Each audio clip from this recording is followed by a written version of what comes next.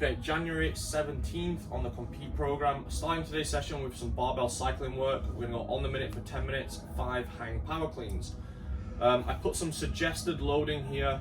The goal is to pick a load, use the same weight for all 10 sets, not sort of starting easy and building the load. That's not what we're doing today.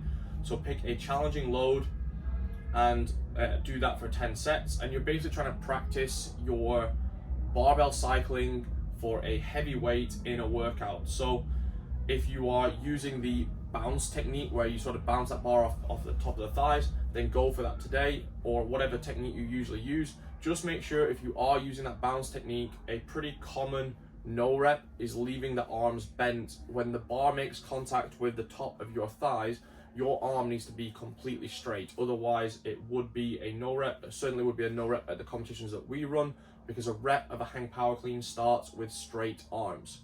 So don't fall into the trap. I think this especially happens with the boys more so than the girls, of having very bent arms when the bar gets back into the hip and bounces off the thighs. Okay, so you need to make sure that you are going to a full extension of your elbows. Otherwise, you're just practicing bad sort of technique, and it's going to shock you when you get no reps at a competition. You're going to move on to some single leg dumbbell strength. And you basically kind of have like a drop set of lunges, ideally with the weight going down as the difficulty increases. So you'll have 15 meters of a front rack lunge, so holding the dumbbells on the shoulders. You'll put those dumbbells down and grab a slightly lighter set, and you'll go to farmer's walk lunges, so holding them with straight arms. And then you'll put that set down, grab a lighter set again, and go to double overhead lunges. If you don't have, I understand that that's a lot to have 3 sets of dumbbells per person. This is one-to-one, so ideally you can share with someone. But if you don't have the sort of dumbbells to be able to do that, or you don't have the kind of space in your gym, if it's busy and open gym, then just grab 1 set and this will work absolutely fine. So maybe whatever weight you were going to do the middle set of lunges at, do all of the lunges at that weight. That would be absolutely fine. The idea is to move through those 45 meters of lunges as fast as you can. Very small breaks as you swap the weights. Then you get at least a one-to-one work to rest. If you feel like you can go after one-to-one, then go for it. But if you need an extra minute or 2 here, then that's also absolutely fine, because this is supposed to be a little bit more strength focused than pushing you to, complete failure, especially on those overhead lunges.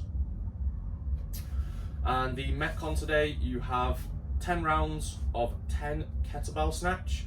So that's a hang snatch, and then 10 toes-to bar. So relatively fast, but super grippy. The idea is that you can hang on to unbroken sets of 10 on the hang snatch, but you switch arms at 5. So a very small break for your grip as you move to the other arm. And then you've got sets of 10 toes-to bar. So that's 100 total. If you know toes-to bar is a bit of a weakness, then I would suggest maybe breaking those maybe 6-4 or 7-3 from the start, and having a faster overall pace, because you can lose a lot of time if your transitions slow down because you are thinking, I want to hang on to unbroken all the way, but then you start doing a 15-second transition to kick up to the bar. If you can reduce that to a 5-second transition, 6 toes to bar, and another 5-second break, 4 toes to bar, then you've saved yourself 5 seconds during that round. So just think about that a little bit. Don't be too stubborn, always thinking about unbroken, if you know that toes to bar is not a great movement for you.